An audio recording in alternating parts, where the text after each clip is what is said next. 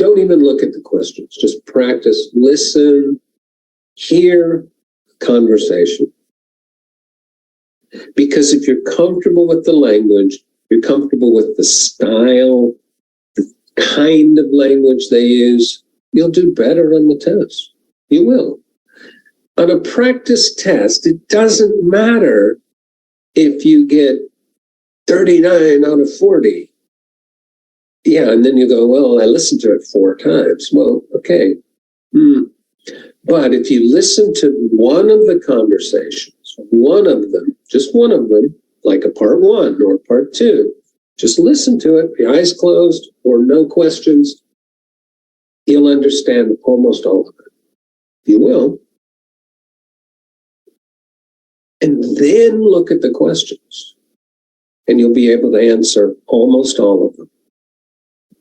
You weren't looking at the questions when you were listening, but if you understand the conversation, answering the questions is easy. But if you're concentrating on the questions, you don't hear the conversation. So in your test prep strategy, because you have to have the strategy, practice just listening to the conversations, because it's preparation. It doesn't matter how many you get correct or incorrect. It doesn't matter. It's preparation. It matters on the day of the test, of course. But 2 weeks before the test, it doesn't matter. What matters is that you're becoming familiar with the language and comfortable with the language, so that in the real test, easy. Easy peasy, as they say. Now, this is an example. So you look at it, you go, okay, so they're shipping. That means they're sending something from one place to another. And destination, oh, that's where it's going, the destination. Kenya. All right. Okay. So they're sending something to Kenya. Okay, who's sending it? It says name at the beginning, right? First question, name. Name. So what kind of question would that be?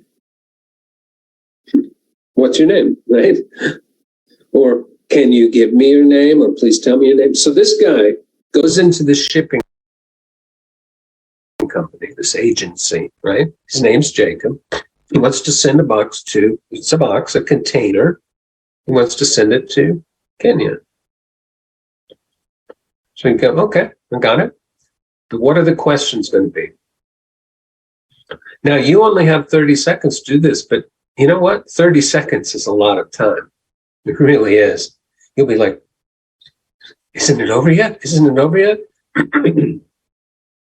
It gives you plenty of time to go through the questions and think about, what will the question be? And look at the vocabulary. So what kind of words am I going to hear? That's the prediction part. So I see name, Jacob, blank. Now in the computer delivered test, there'd be a box there. This is a paper-based, just a blank. Okay, right? Now, what would the question be? Anticipate it. What's your name? Can you give me your name? Please tell me your name, right? I'm here to send a box to Kenya. Oh, okay, great. What's your name? They're going to ask these questions. What's your address? Because we have to collect the box. We have to go and get it, bring it, and ship it, right? What's your address? Can you give me your address? Please tell me your address. You can anticipate what they're going to say. Postcode. Okay, you have to know it could be numbers, like in the US, it's numbers, and in the UK, it's letters and numbers. FB22XLF, right? I mean, it's a mix. So be aware of that. Anticipate. You might hear a variety of things. Size of container. Length. But what's the question word for length? It's not how length, it's how long. So if you are listening for the word length, you're not going to hear it. You're going to hear how long is the box. Width, how wide. Height, ooh, that one's more difficult, because it could be how high, or it could be how deep. That's why it's important to anticipate the language. Think about it first. Contents, what's that mean? It means what's inside the container. Okay, they give us one, clothes. There are two more. What could it be? What could it be? You have to think about it. What do you think? And then the total estimated value, meaning the amount of money that it's worth, right? The value. So, okay, the clothes are worth 50 pounds. They never give just one number. They'll always give 3 or 4 numbers. Well, the clothes are worth 50 pounds, and the books are worth 20 pounds, and the toys are worth 40 pounds, so the total is 110 pounds. 4 numbers. So if you write the first one you hear, it's not going to be right. But it might not be the first, it might not be the last one either. It could be any of those numbers. That's the correct answer. So you have to think about it. You have to be ready. Use your question booklet. Write down everything you hear that you think might be important. Write it down. Nobody cares about your question booklet. Nobody will look at your question booklet. It's shredded after the test. It is. No one cares about your question booklet. All they care about is your answer sheet. All they're waiting for is this, or on the computer delivered, your screen with the answers. No one will look at your question booklet. So when you have this page in front of you in paper on the desk for the paper-based test, write all over it if you need to. Doesn't matter. As long as you know where the answers to the individual questions. And if you want to circle, you want to write next to Jacob, write his last name and circle it, no problem. Do that. That way it's clear to you this is the answer to number 1. It's clear to you this is the answer to number 2. Nobody looks at your question booklet after the test. Use it to help you. Okay? Now, if you look again at 8, you can include the pound sign in your answer, even though it's mentioned here. They put it here so that you know you have to give them money amount. But if you also include it, say it's 110 or 150, the insurance, right, the value, 110 was what we said before, sorry, 110. You, in your answer, you can put pound sign 110. It's okay. Because we don't say, how much did it cost? 10. We don't say that. That's not the answer to a question. How much was it? $10. 10 pounds. So it's perfectly fine for you to include the currency symbol with the number that you answer the question with. Okay, there's no penalty for that. Now, we're going to listen to this. You'll get 30 seconds at the beginning of the recording before you hear the before you hear the conversation. This is a part 3. This is challenging. I'd like to see how you do.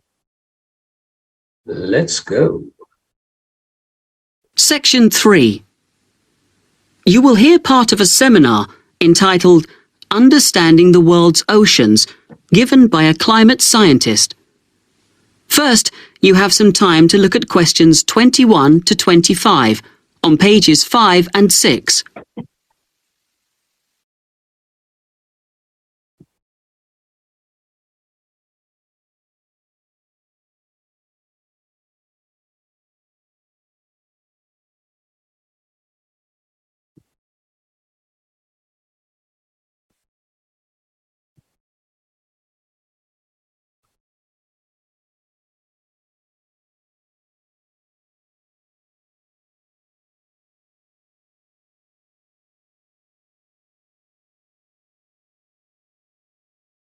Now listen carefully and answer questions 21 to 25.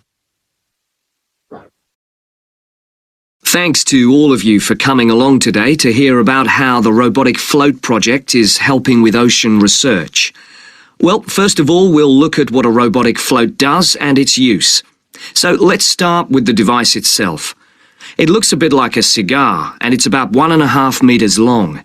More importantly, it's full of equipment that's designed to collect data.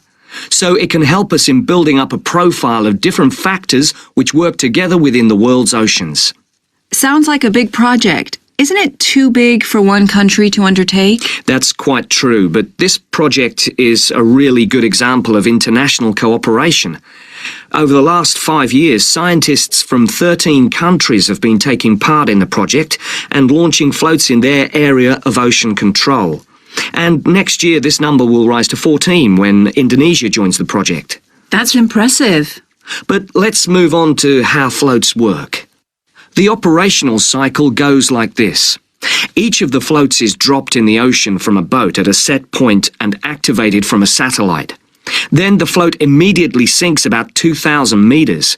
That's 2 whole kilometers down in the water. It stays at this depth for about 10 days and is carried around by the currents which operate in the ocean at this level. During this time, it's possible for it to cover quite large distances, but the average is 50 kilometers. So, what is it actually recording? Well, at this stage, nothing. But as it rises to the surface, it collects all sorts of data.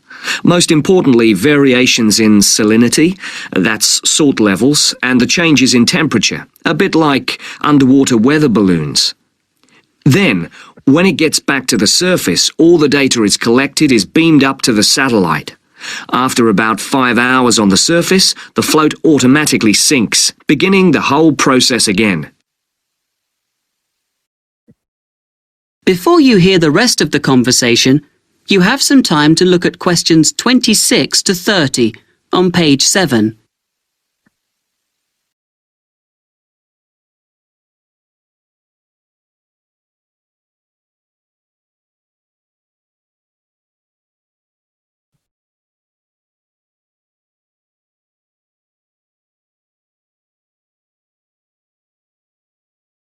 Now listen and answer questions 26 to 30. What happens to the data? Well, the information is transferred direct to onshore meteorological stations, like our one in Hobart, and within 4 hours the findings can be on computers, and they can be mapped and analysed. You say you're building models of the world's ocean systems, but how are they going to be used? And more importantly, when? Some of the data has already helped in completing projects. For example, our understanding of the underlying causes of El Niño events is being confirmed by float data. Another way we're using float data is to help us to understand the mechanics of climate change, like global warming and ozone depletion. That's part of an ongoing variability study, but the results are still a long way off. However, this is not the case with our ocean weather forecasting. Because we know from the floats what the prevailing weather conditions will be in certain parts of the ocean, we can advise the Navy on search and rescue missions. That's happening right now, and many yachtsmen owe their lives to the success of this project. In addition, the float data can help us to look at the biological implications of ocean processes. Would that help with preserving fish stocks? Yes, and advising governments on fisheries legislation. We're well on the way to completing a project on this. We hope it will help to bring about more sustainable fishing practices. We'll be seeing the results of that quite soon. It sounds like the data from floats has lots of applications. Yes, it does. It's also a powerful agricultural tool. If we were aware of what the weather would be like, say, next year, we could make sure that the farmers planted appropriate grain varieties to produce the best yield from the available rainfall. That sounds a bit like science fiction, especially when now we can't even tell them when a drought will break. I agree that this concept is still a long way in the future, but it will come eventually, and the float data will have made a contribution. That is the end of section 3. You now have half a minute to check your answers. So another half a minute. So yeah, there was half a minute at the beginning. Sorry.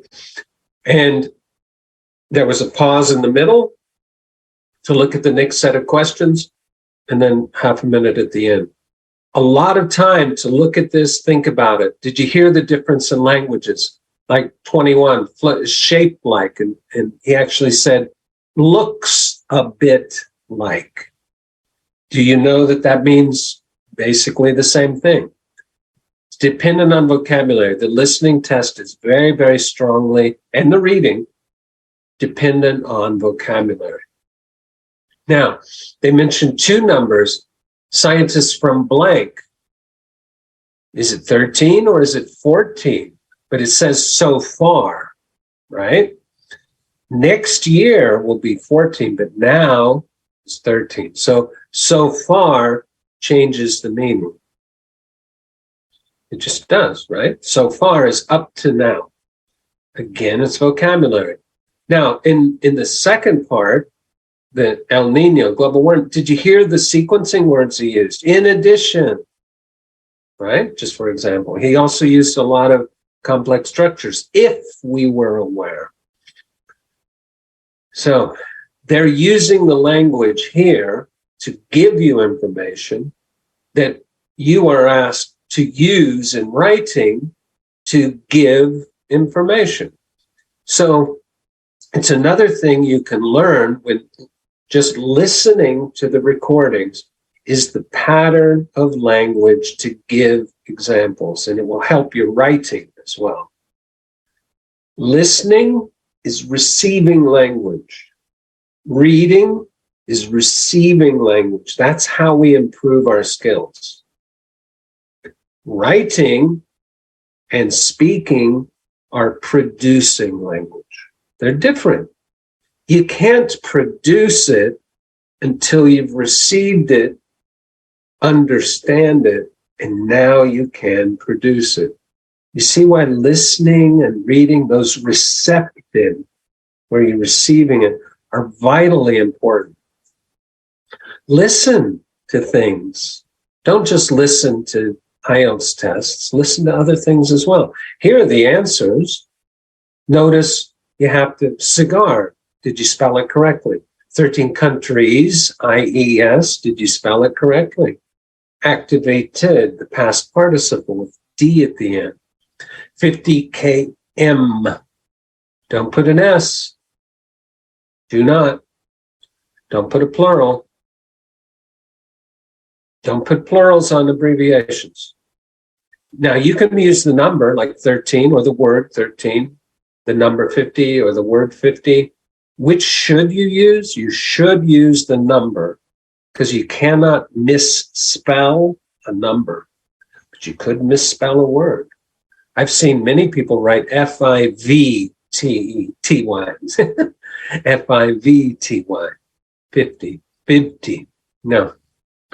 Temperature, don't abbreviate it because temp could also mean temporary. So you have to be careful if you abbreviate words that could have multiple meanings.